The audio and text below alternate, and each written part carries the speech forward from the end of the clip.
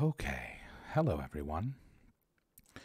Good evening, and welcome to the 16th of hopefully many episodes of Bard Advice, a D&D themed podcast where I, Charles Chaz Yazik, the DM, do my best to answer any of your questions pertaining to D&D, TTRPGs, gaming in general, or just life in general.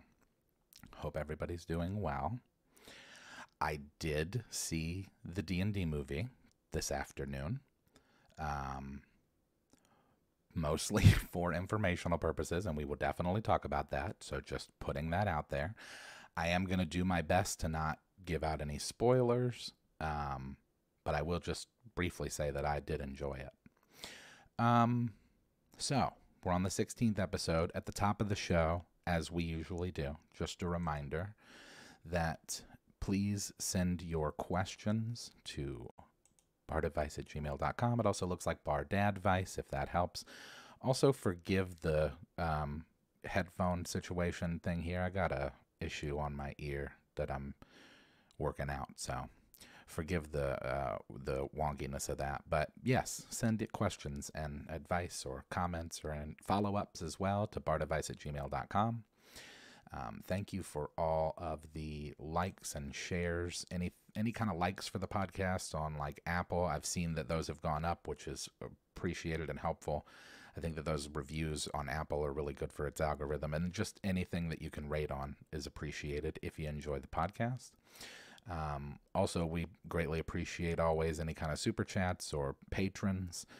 You can get merch at manshorts.com, and if you want to contribute to anything that I do musically or anything that is not directly related to Man Shorts, you can do so by donating to PayPal, Cash App, or Venmo, all which are Yazik, YAHZICK.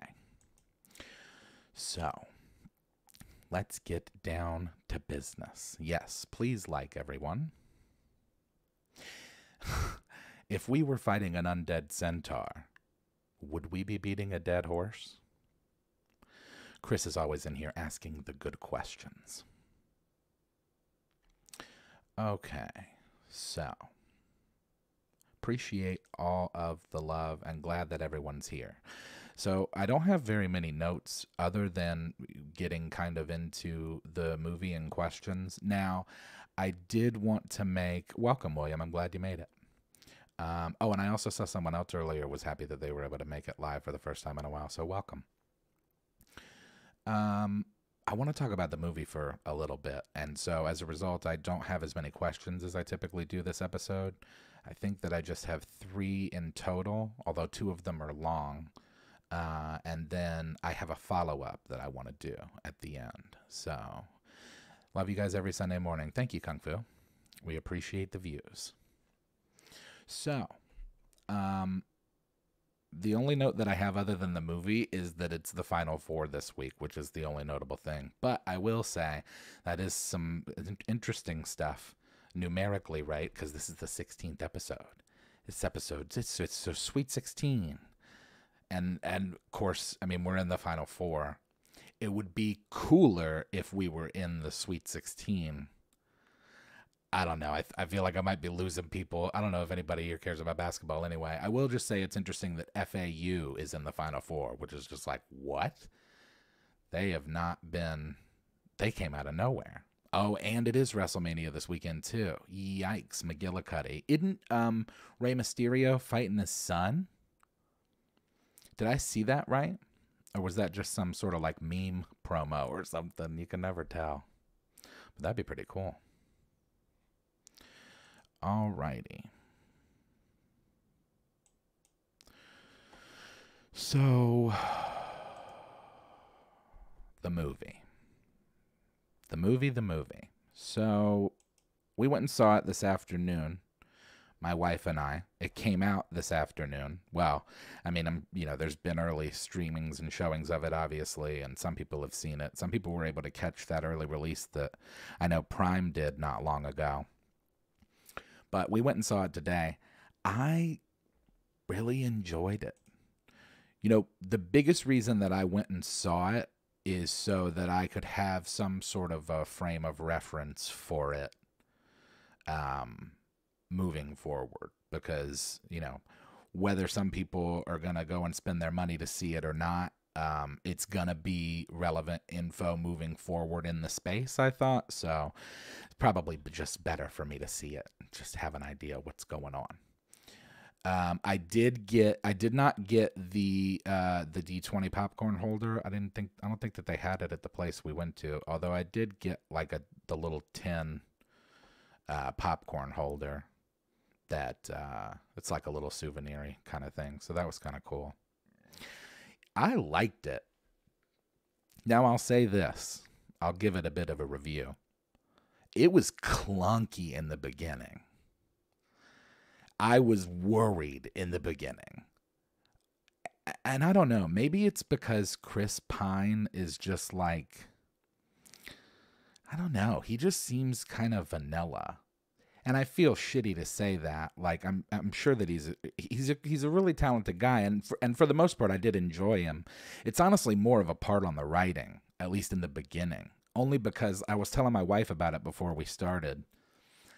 I found it was difficult for me to like watch his story because my first impression of his character I didn't like. So then it was kind of hard for me to care. That said, once the story got going and people got together and the gears started turning, it got really cool. And there were some really cool moments with, I'll say this because I'm going to try my best to not, as I said, I don't want to do any spoilers. I will just say that, like, I think that they did a really good job of getting a lot in there in terms of just like reference and representation of, monsters and the classes and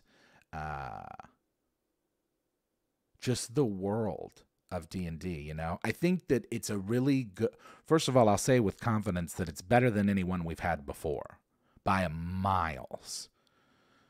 You can tell that the writers play or have at least played before, just because there are a lot of D&D moments, if that makes sense.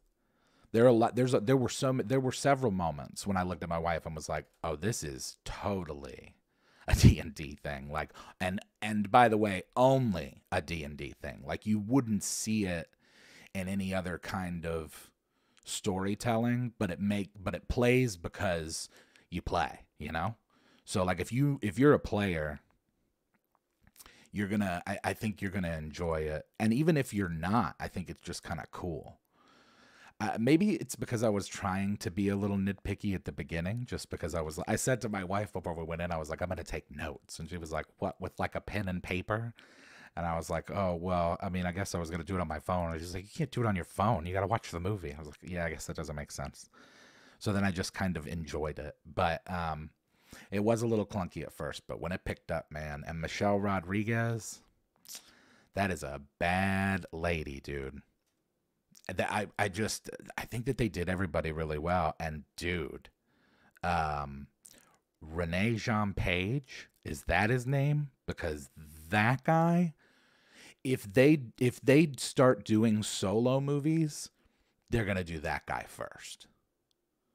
If they want to do like Marvel and like what Nintendo's about to do with movies, and they want to make like 10 of them, I certainly would start with that guy, because all of his stuff was great. There was some really cool stuff with the Druid, and I will say that just overall, the post work, they'll probably get nominated for an Oscar. The post work with the effects was really, really clean. And yeah, I mean, it just, people did their jobs well. I could have, obviously there's things that it could have been better, things that I would have changed. But I think that overall, they did a really good job. And yeah, Hugh Grant, Hugh Grant was fun. Now hold on. Don't let it sound like the post work was like the best part of the movie, because there was a lot of other good stuff too. But I'll say, like, you need good post work for it to be D&D. Um, and that was probably a big part of the problem with the ones that came before it, right? Like, I mean, Jesus, CGI in 2000. Watch The Mummy. It's not good. And it was, they were trying. But I mean, dude, there's some computer effects from the 90s that were better than the stuff that they were doing in the 2000s, like when they first started working with CGI, like on that level. So I don't think that it's just that, but it's nice that the fact that it's there and necessary and it's done well.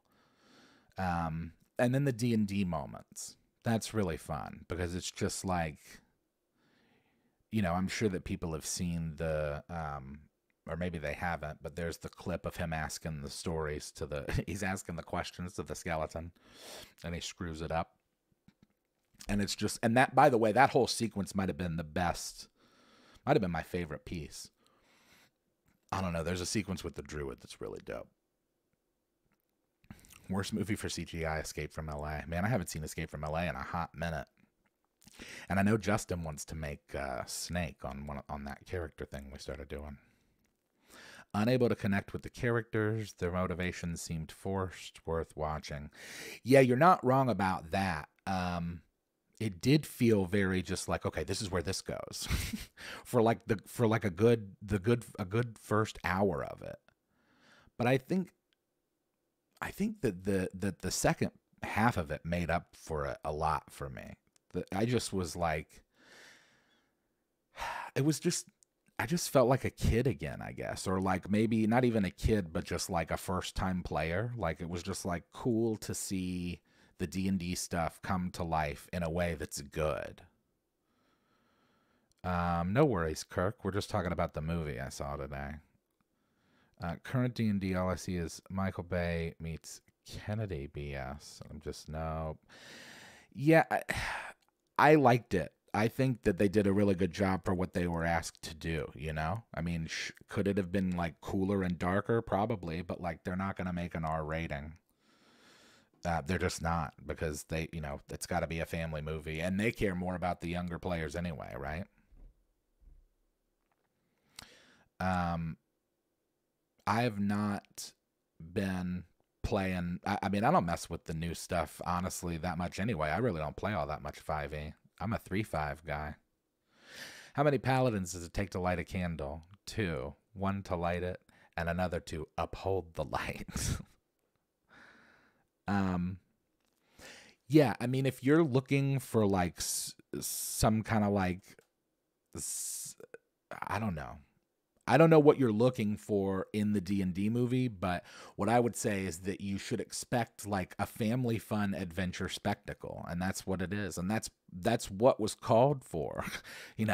I'm sure that they weren't like, make it as true to the source material as you can. I'm sure they were just like, all right, put all of the fun stuff in there, make it cool for the kids, And that's, I think that they accomplished their goal. I also look at it differently too. I'm looking at it also as a filmmaker, a quote unquote filmmaker, a creator myself, right? Like, so I'm looking at it from that perspective as well, because it isn't just about like the art and what they want to do. It's also about what the studio is willing to give them $150 million to do, which is make them gobs of money. And the best way to assure that is to make it family friendly, to make it, I think they did a good job with what they had. It was a 2-hour movie. I think they did pretty good.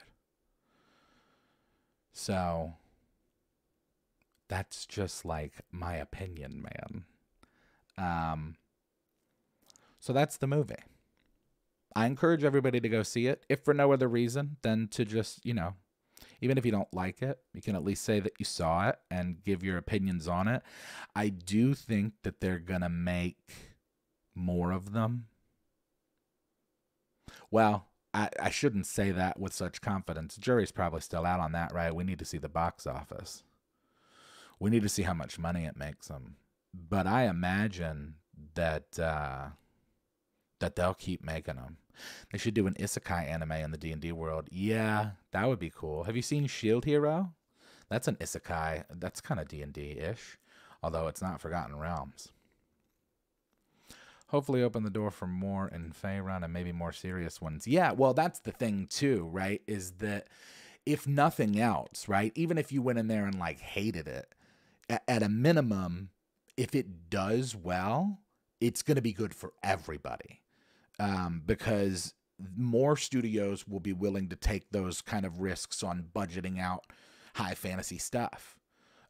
You know, we've not really had much fantasy stuff in cinema in the last couple decades other than like the superhero stuff with Marvel and like Lord of the Rings stuff.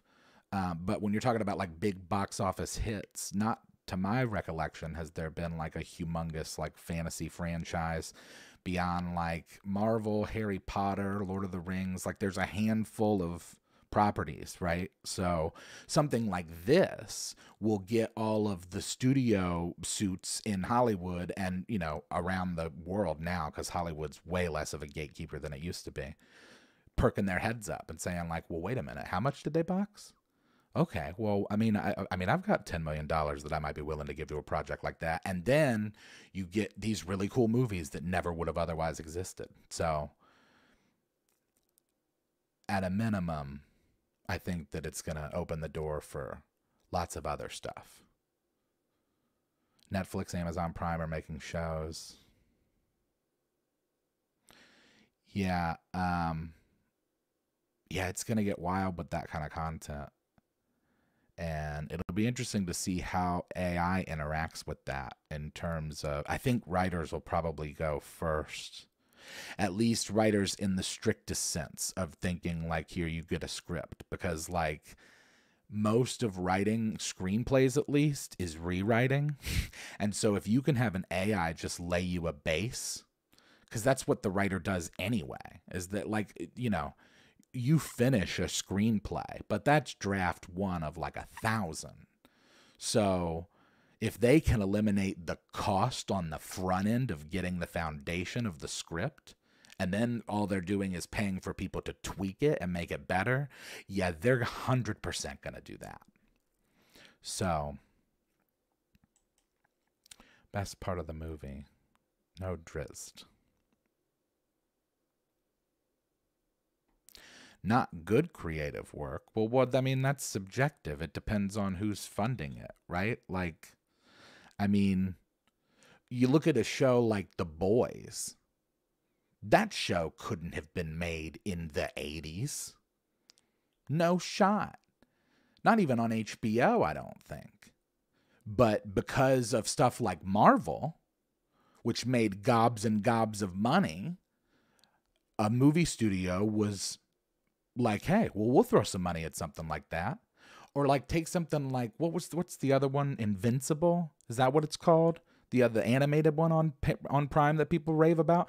No shot that's getting made before like the last couple of years. So yeah, I just think that's a good thing. As an Assassin's film with Artemis, Enrari, and Jarlax. 70 years after they pass, when the rights disappear like they did with J.R.R. Tolkien. Well, we shall certainly see.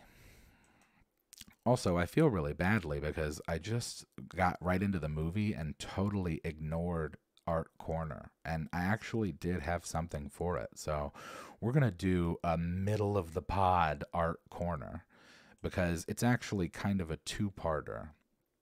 It's mostly promotion for a guy who makes music and mostly remix, but also his own music of this podcast that I listen to. So there's a podcast that I listen to, and it's called Dudesy, with Will Sasso, a comedian, and Chad Kulchin, a writer. And they've been friends for a long time, and it is entirely run by an AI. It is the AI has access to all of their social media and their phones and emails and stuff, and so it uses that data to build the show out, and so they pretty much do the show as they're instructed to by the AI Dudesy. And there is a guy named Songaria, that's his handle on YouTube and just musically in general, who does a lot of remixes to their stuff, but just stuff in general, just comedy, music, parody stuff. It's really funny. So if you're interested in that kind of thing, definitely go check that out.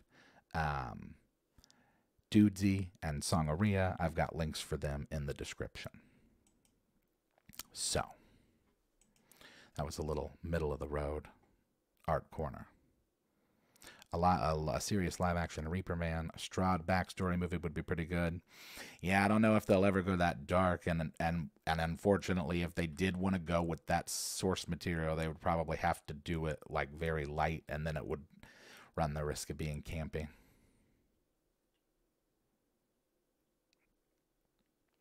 Reboot work rather than new. No. I'm requiring new work. That's what I want to see. Yeah, I mean, Hollywood and Bollywood are doing reboots. That's fine for them. I mean, it's going to make them the money that it's going to make them. But now more than ever, people don't need either of those places. I mean, people are making movies in Atlanta and Vancouver. People are starting to make movies more in Jacksonville. Like the idea that like, oh man, it's Hollywood's making shitty movies, so we're out of movies. It's just like, that's just not true. There's tons of independent studios now more than ever before that are making great content. So I just, just watch what you want to watch. The idea that it exists and makes money is good across the board for artists and filmmakers who are looking, and more importantly, the suits that are looking to spend money to make the stuff. Why are all wizards in the necromancy school so buff? Because they do so much deadlifting. Yeah, that's true. Okay, so as I said, I do have some questions that I did want to get to. I've just got the 3, and the first one is not as complicated as the others, so let's start there. And I do have the list of it. This one is from Homer. So Homer asks, how did you come up with the I turned X into a playable D&D character series idea? Would you consider making someone from The Office like Michael into a character? Yeah. 100% on turning Michael into a character. That would be hilarious. So, I didn't come up with the idea. Justin did. And it's weird because it kind of worked. First of all, I'll apologize because I think that we'd said to some people before that we were going to make it a Tuesday, Thursday thing every week. And that we realized this week is just not really doable for us. We are going to continue doing them. However, they're going to just be weekly, and it'll be on Wednesdays. So it'll be Wednesdays at, I think 5 p.m. Eastern is a good time to stick with. But Wednesdays at 5, we'll have a new character for, that thing of the I turned this person into a character. Funny enough, Justin actually had the idea a long time ago. I mean, I think that he first brought it up to me like a year ago, maybe even longer. And originally, well, I won't give that away because I know that he still, I think, wants to do that one. But there was one particular character that he had in mind initially and was like, man, wouldn't it be so cool if this person was a D&D character? And I remember thinking at the time, like, that's insane. Like, why would you do that? But I also feel like D&D is kind of the world of... you spent so much time thinking if you could that you didn't wonder if you should. It's kind of like the perfect place for that. So like if you were going to do it, you would do it in D&D. So yeah, he'd brought it up and just, I honestly couldn't fully understand what he was visualizing when he was talking to me about how it would look, the video itself. Oh, thank you, Pirate. I appreciate the membership. Welcome to Dungeon Crawler. It's much appreciated, man. Thank you. Helps us keep the lights on. What was I talking about? Totally lost my train of thought. Oh, the character thing. Yeah, so I couldn't really visualize what he was visualizing, so it wasn't until he made it. He made the Rick Moranis one, which is not the one that he had the idea for. That'll come down the line, I'm sure. But he made the Rick Moranis one, and when I saw it, I was like, oh, I see what you're talking about. So then I made the John Candy one immediately after. The reason I said it was weird is that like that's kind of how it happened with the D&D editions. Like he wrote and we made Hipster, and then once I saw that and realized like how he wanted it to visualize, I was like, oh, we can make a bunch of these. And that's kind of how it is with the character. Like as soon as I saw how he formatted it and all with Rick Moranis, I was like, oh yeah, dude, let's do these. So definitely going to do these weekly, Wednesdays, and I'm going to be doing Frasier next week, which I'm actually really excited about. Just because I think Frasier Crane is like, he's certainly one of my favorite television characters all time. I think he's one of the better characters on television of all time. I mean, he played that, Kelsey Grammer played that character for 20 years, and they're about to do a reboot. So it's like, I don't think anybody has played a character for that long, except maybe somebody on one of my mom's soap operas. But that's pretty astounding. Cheers Frasier or Frasier. Frasier, period, right? So it'll be inclusive. I'm going to take Cheers into account because I'm a fan of Cheers too. Definitely going to take Cheers into account, but I think it'd be more of him now. Night Court characters. Norm from Cheers as a character would be fun. Yeah, no doubt. He'd probably be like a barbarian with like a level in Drunken Monk or something. Yes, Chris, they are doing a reboot of Frasier. Obviously I don't think that the dad will be involved. Unfortunately, John Mahoney did pass, which is sad. He was a really funny guy and great on that show. But yeah, from what I understand, Kelsey's on board. David Hyde Pierce is on board. Yeah, I think they're going through with it. So I'm stoked about that. So yeah, that's the short answer, Homer. I didn't come up with the idea. Justin did. And I just expounded upon it. And now we're just going to keep making them because we've got a lot of ideas for other cool ones too. Oh, there is no Niles or Daphne? There is no David Hyde Pierce? That's unfortunate. Just broke 100 subscribers. Oh, awesome. Good for you. Well, go sub to this person, people in chat. D&D for friends. Sounds like a good... Is that like a trade you're offering? Is that a deal? Or is that like an expression of like, this is what I'm here for? Could do animals as well. Oh yeah, that'd be really fun. Certainly cartoons. I'm definitely not opposed to that because my buddy Justin, not to be confused with Justin, my buddy, I know wants to do a One Piece character. So we broke 100 subscribers. Is that what you meant? Huh. I don't know. Pepe Le Pew. that could end up being a problematic character make. The Simpsons have people who have played characters longer. That, you know what? That is true. That is true. I had not considered voice acting. But I guess that it would be more specific to say, like, you know, a live action show actor as a character. I mean, that's a huge deal. It's pretty crazy. He is the one that spits with me. He did. He was on Vicious Mockery as Pontius. And we're probably going to do something else together. I know he's been writing bars lately, and I've been trying to get my next album together, so. Ash from the Evil Dead series. Yeah, that would be really fun. South Park Randy. Oh my God, dude. The newest South Park is so crazy. They're so crazy. I love those guys. South Park is like just, you know, South Park and also Bob's Burgers never miss. I mean, they just hit the note. And I mean, obviously South Park's been doing it since the 90s, but Bob's Burgers too, man. I saw a TikTok or something recently where somebody brought up the idea of Bob's Burgers and just like how consistent it is. And I was like, yeah, man, that is true. I don't think I've ever like watched an episode that I didn't like. South Park D&D session. Oh, South Park. Oh, that would be really fun. Yeah. Also, because like I feel like everyone would probably expect me to be Cartman, but Sarah would be Cartman for sure. And Jay is 100% Butters. I feel like we wouldn't even use the actual like main four, although Rigsby would be Kyle because his name's Kyle and he is Jewish, which that's always been hilarious to me pretty much my whole life because I've known Rigsby since we were 13. So since 8th grade. So then, like, it's always, the Kyle, the Jewish kid on South Park. It's like, yeah, man, I got a friend named Kyle that's Jewish.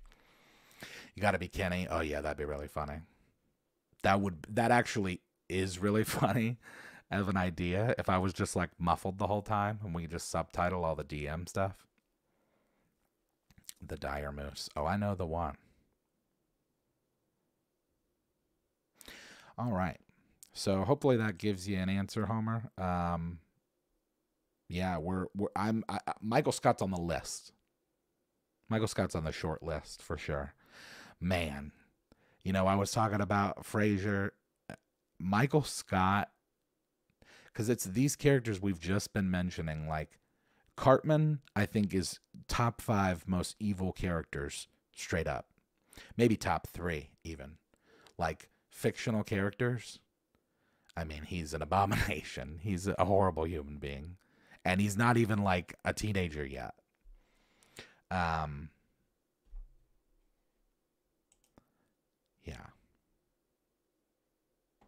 What do I call a rogue with a lot of hit points? A con man. But yeah, Cartman is probably the most evil character, and Michael Scott might be the funniest character. Because he is just awful. He's so crazy. He's so insane. And the guy that played Kevin Malone, I can't, that Brian Bumgarner, is that his name? I think so, something like that. I saw a recent interview with him where people were asking him about The Office because somebody was like, "Oh, well, yeah, you couldn't make The Office today. It's problematic." The jokes. And he was pointing out, and I totally agree with him on this. Like he thinks that it still would work today, and I agree because Michael is the id, right? Michael is the just like unedited, unabashed, just like says whatever he's thinking with no filter at all.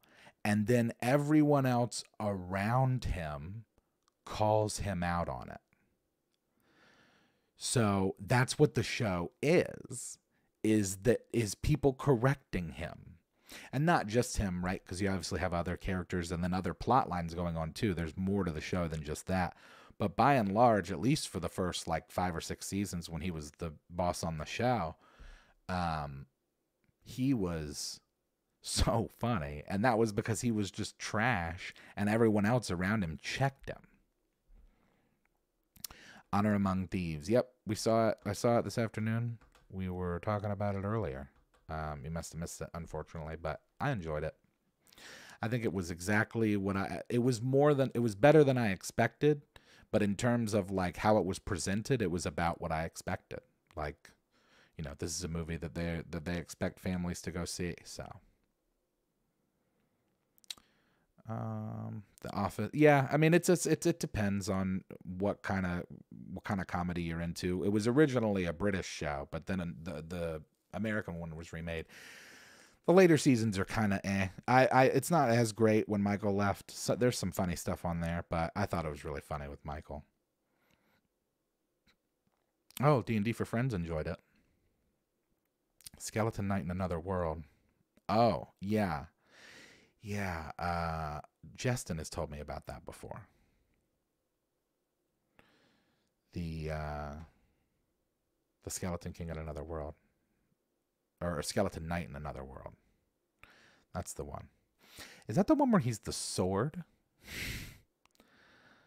Or is this a separate one? There's so many. It's hard to keep track of the animes. And I've been reading more of One Piece. I'm a good 360. I'm almost done with Water 7. So I'm making some good headway with One Piece. Justin would be proud to hear that. All right, so let's move on to the next question. The next one is from Charles, which is easy to remember. And it's a 2-framer. But Charles asks, "Hello, Bard. My fiance and I joined a new group recently. The first session went well, and everyone seemed friendly. Session 2, we started the actual story and entered the crypt that led to a necropolis. As you are a bard, I feel I'm a wizard with an empty mana pool. The description of the crypt made me, as a player, make a con save to not get sickened. Yikes. The DM described every gory detail, and you actually mentioned some more of that, which I didn't put in here. After the session, I went to the DM and asked if he could turn down the gore description. His reply was that this is how the game will be. We should think about if this is for us. When we got home, the DM messaged us and said the group talked about it, and they didn't want us back if we can't handle descriptions. Should I have said something or just sucked up and played?" I don't think that you should have just sucked up and played. I certainly think that you were in the right to say something if you felt uncomfortable.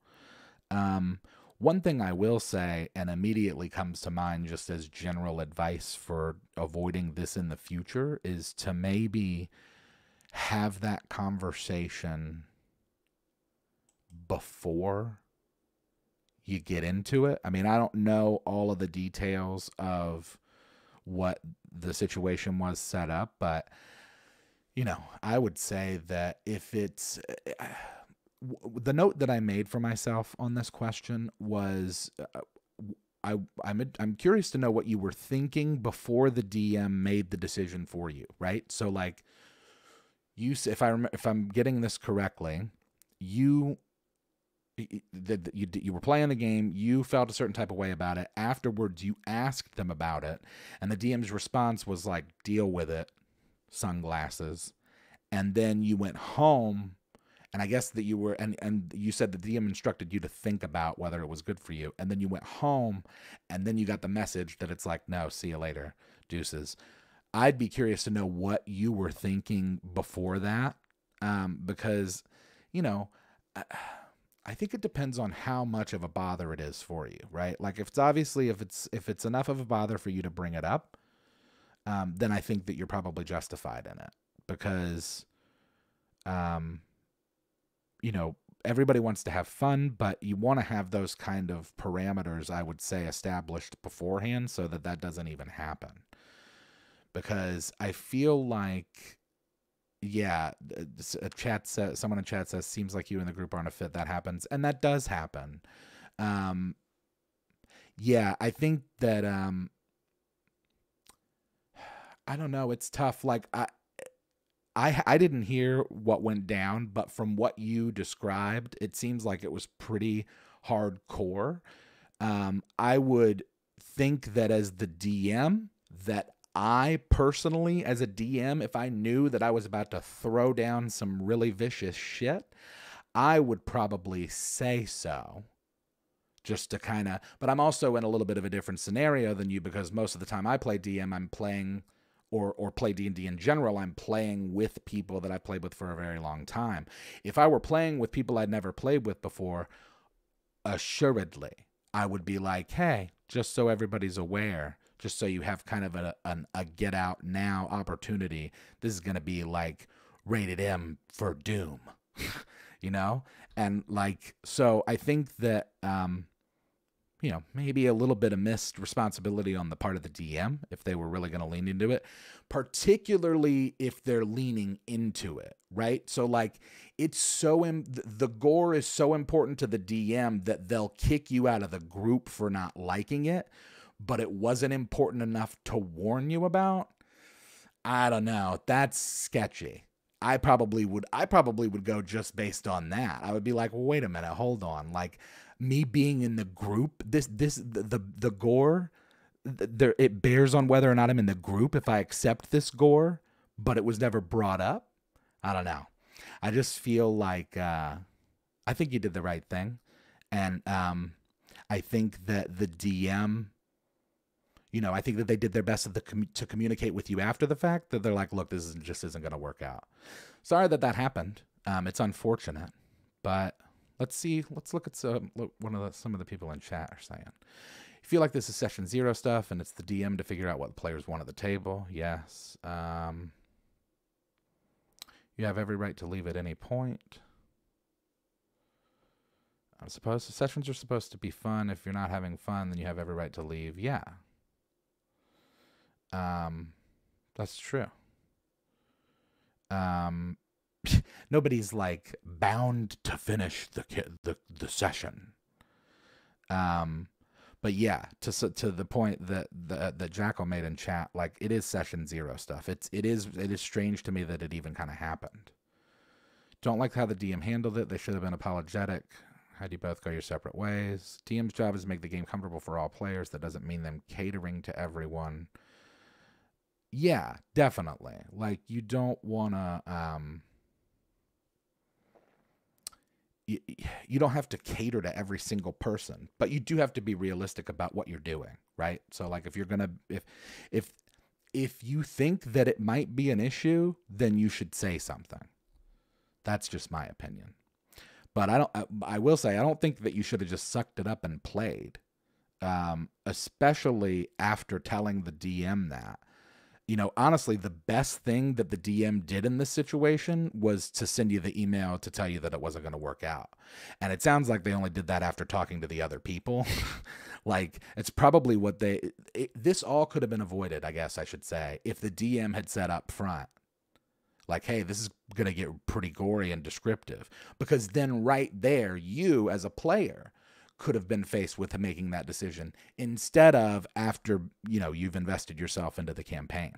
That's kind of annoying.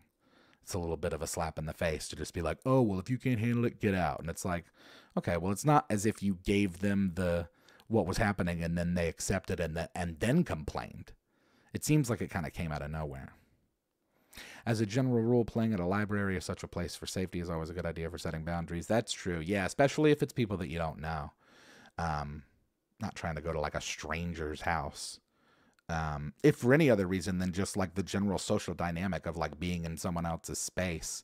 If something like that happens, yeah, I agree with John. Like that's the great thing about gaming stores. You could play in public with witnesses. So thank you for the question. Hopefully that gives you an answer. I think you did the right thing by just, speaking your truth about it. And I'm sorry that it didn't work out, but it just sounds like it wasn't the group for you, Alrighty. So let's get to this other question here I want to get to before we get to a follow-up. Let's see. This one is from Graybeard. And they introduced themselves as such. Graybeard here. I DM for my brothers and sister once a month.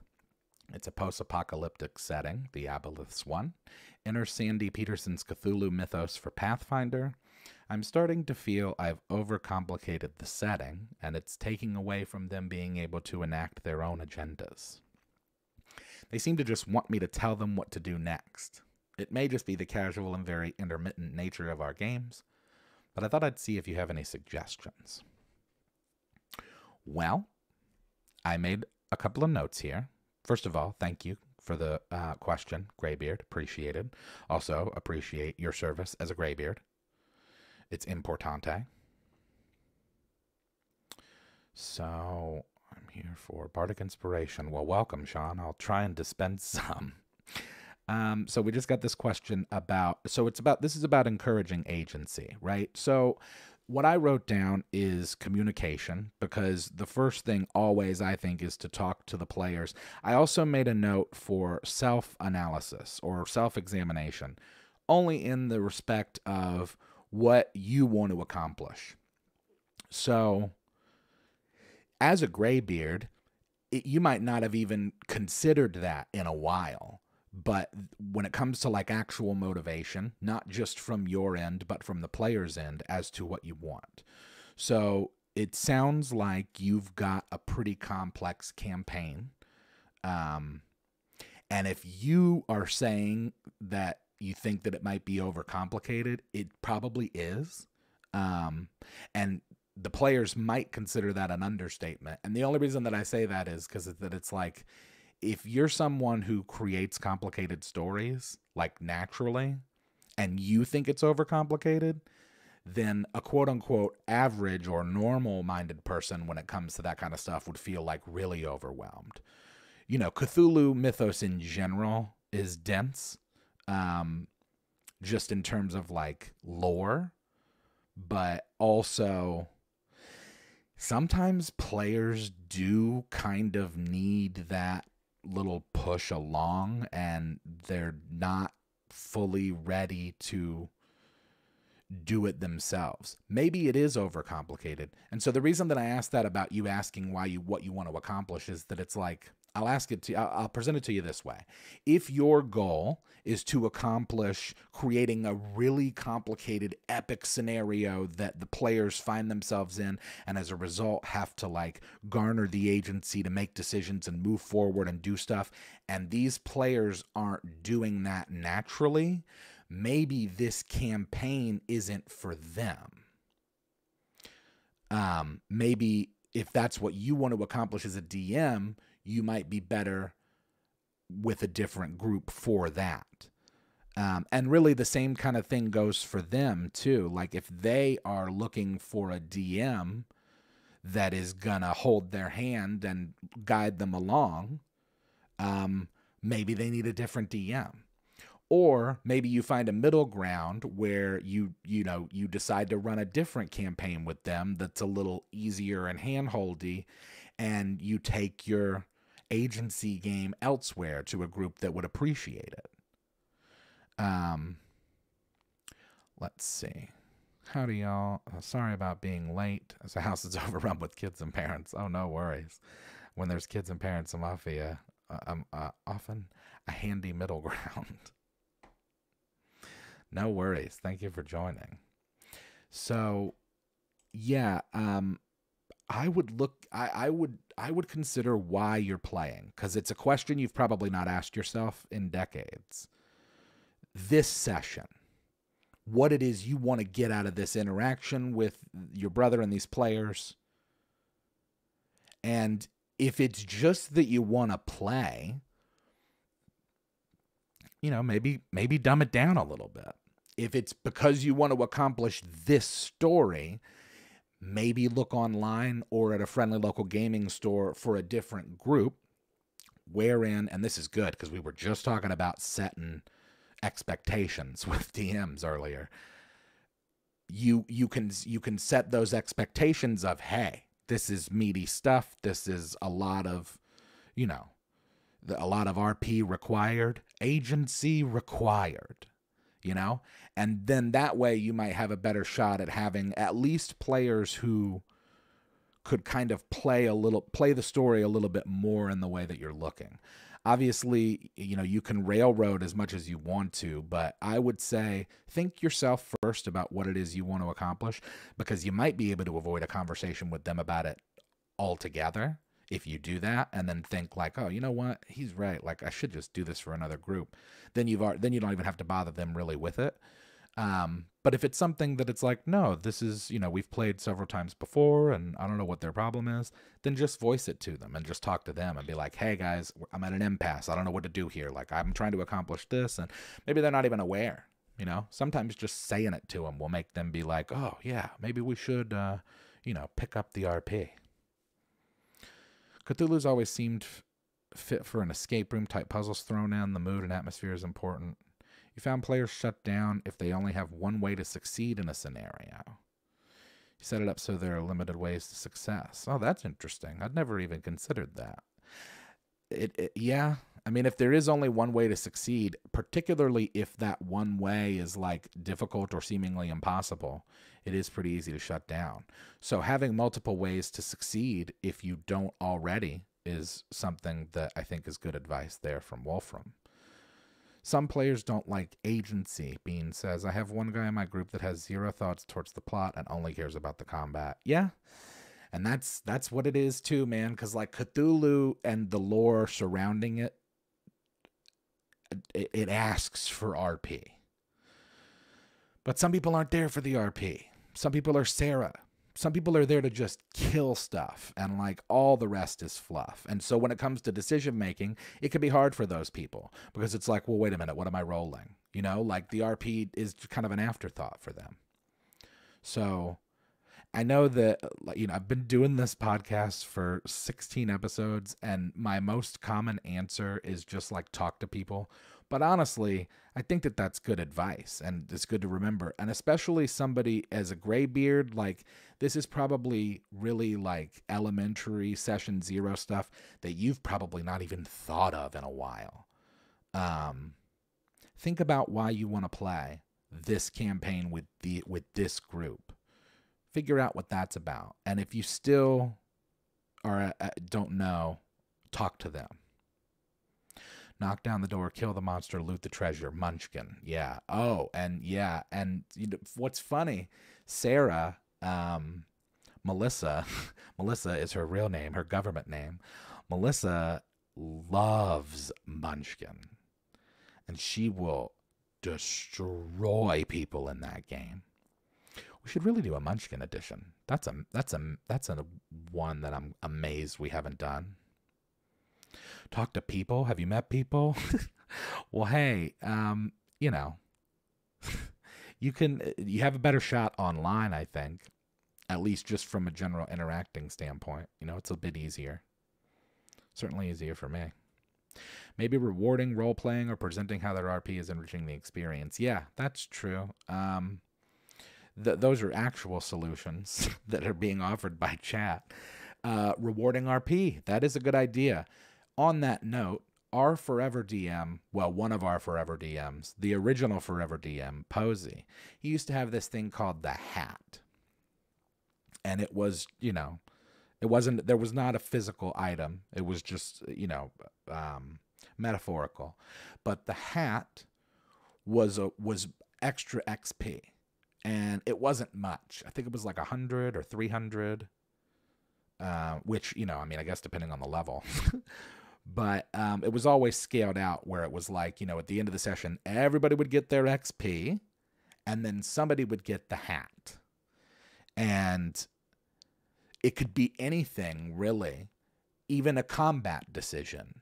But something like that, as a player, knowing that the hat existed, I looked for opportunities to throw my hat into the hat ring. You know what I mean? So knowing that there is a reward on the other side beyond what everyone else is getting, it affects my decision making for sure. That's great. Geez, Nessa, you should have a podcast. That's like you gave better advice in a sentence that I gave talking in like 5 minutes. But yeah, totally. Rewards is good. Incentive, for sure. If it's not as complicated as a problem as I made it out to be with my, you know, philosophical stuff, that's a good, quick way to just like throw a bone at somebody that does some RP stuff, give them some extra XP or like a weapon or something, or advantage on their next thing, you know, like that's a quick one too. Like if you're in combat, because if they're people that are combat minded and don't give a shit about RP or what's going on, they'll pick up on that. If they hear that, wait a minute, they get advantage on their attack, and it's like, oh yeah, well they did this really cool RP thing, and yeah, now they have advantage on their first attack, and it's like, oh, now the dynamic shifts. Now the Sarahs might want to RP a little bit more. That's something good. They are competitive people.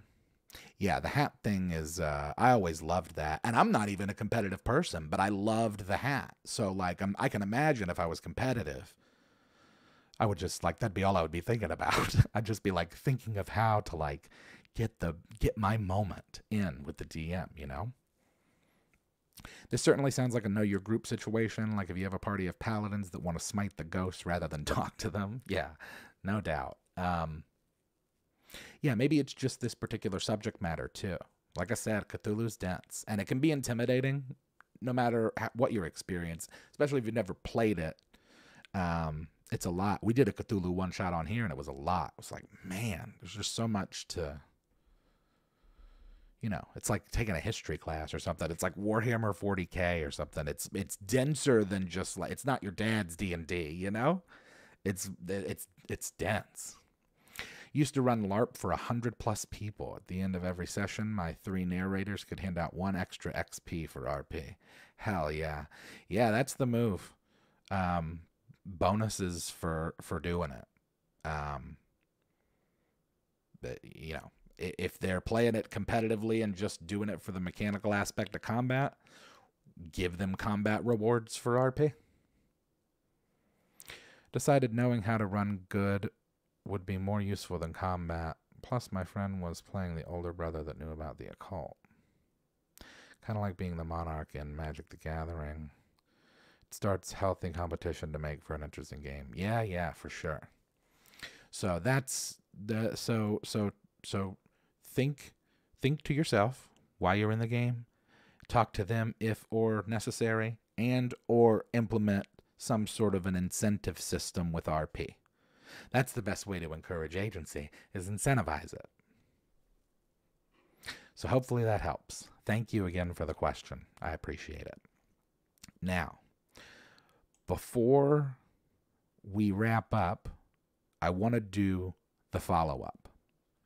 So the follow-up this week, where in the heck did I put it? This is the original question, okay? And it's from Pike.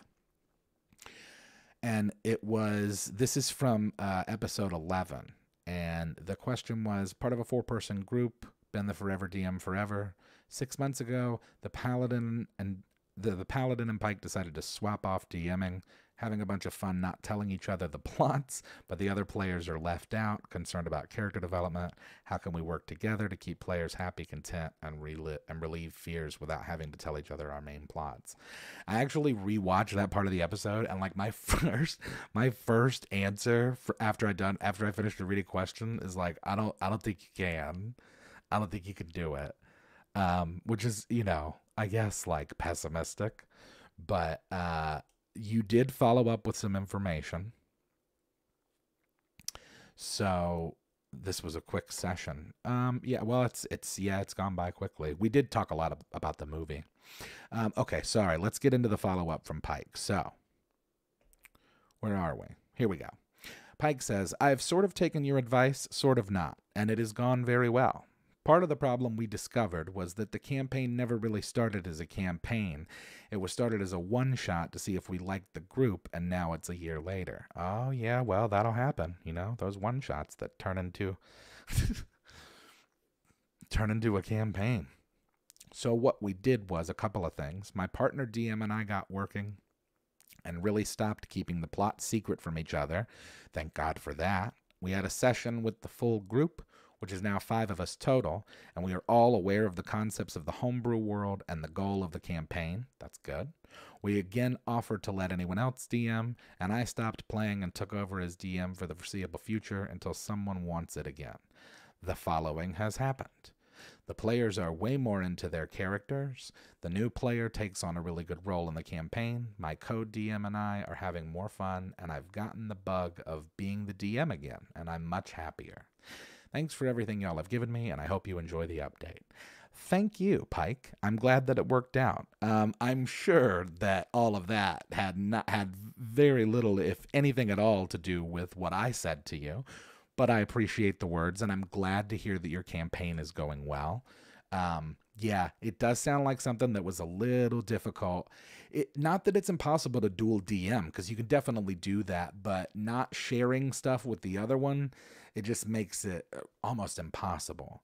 So it sounds like to me that you just communicated with people, talked to your people, figured out what was going on, where they were at, and where everybody wanted to be, and as a result, everybody's happy. So that's great.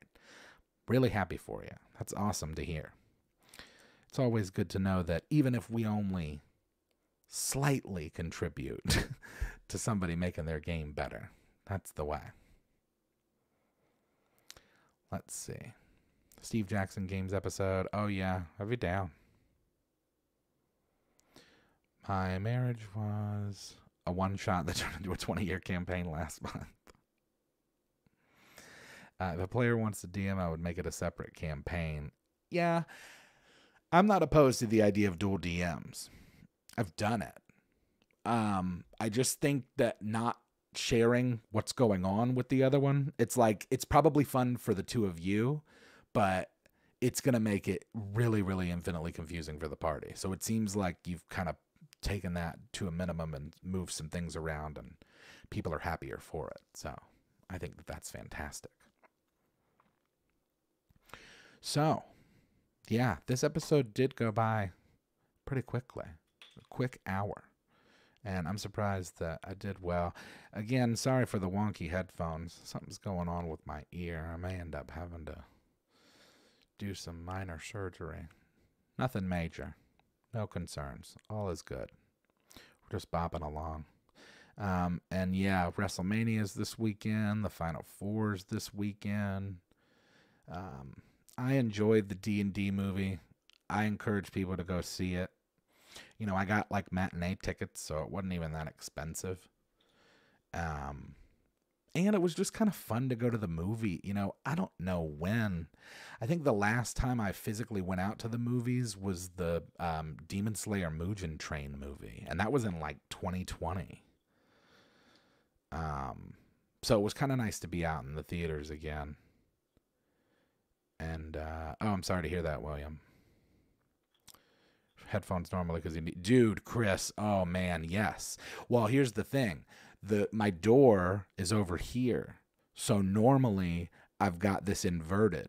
So this is my on ear and this is my off ear. So now I'm all kind of like wonked out because it's like my wife is that way. And so like having this covered is not helpful. You recently got Raycons. Oh, good. I'm glad. Awesome. I hope you used the code and got yourself a discount. I'm glad. Hope you enjoy them. Truly. They're good. Last movie was Dune. Oh, okay. Hey, River. Yeah, sorry you missed it. I did talk a good chunk about the movie at the beginning, though, so that's good. I don't know if you've seen it. I'd see it. I think it's worth it. I enjoyed it. I'd give it like it's got a solid B+ for me, which I'm picky.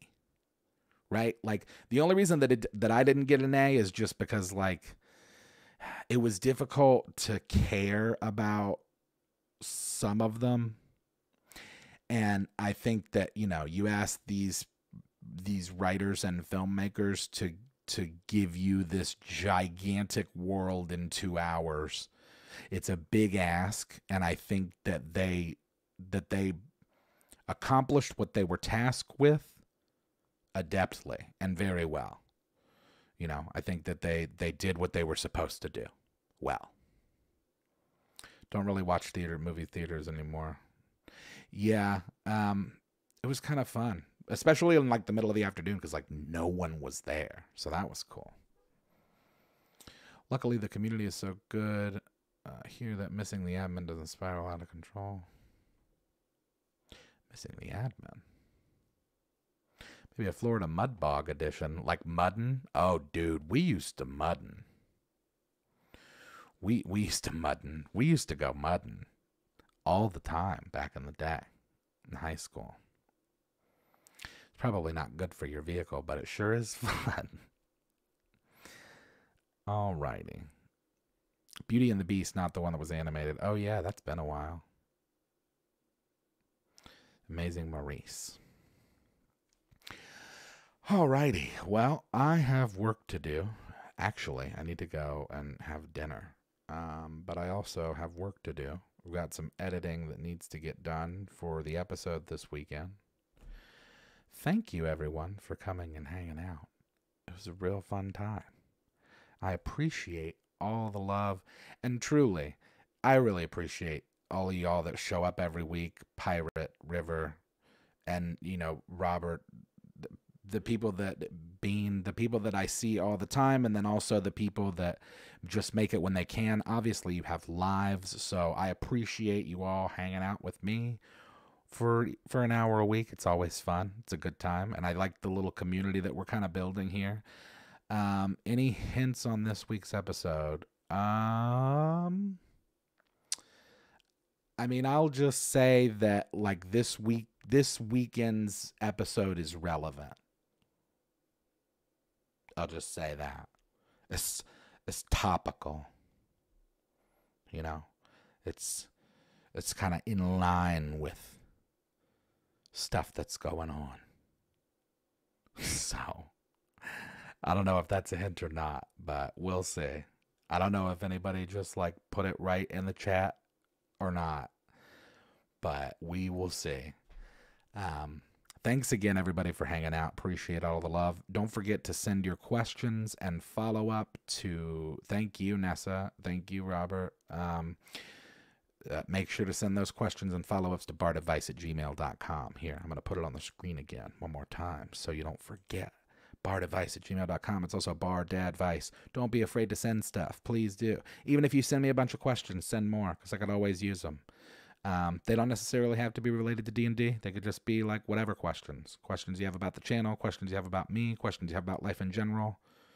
Whatevs. Send them over so that we can keep this ship afloat. bardadvice@gmail.com. I will be here next week. Same Bard time, same Bard channel, 10 p.m. Eastern Standard Time. The audio for this podcast will be available tomorrow at noon Eastern. Hope that everybody has a great evening, and I'll see you next time.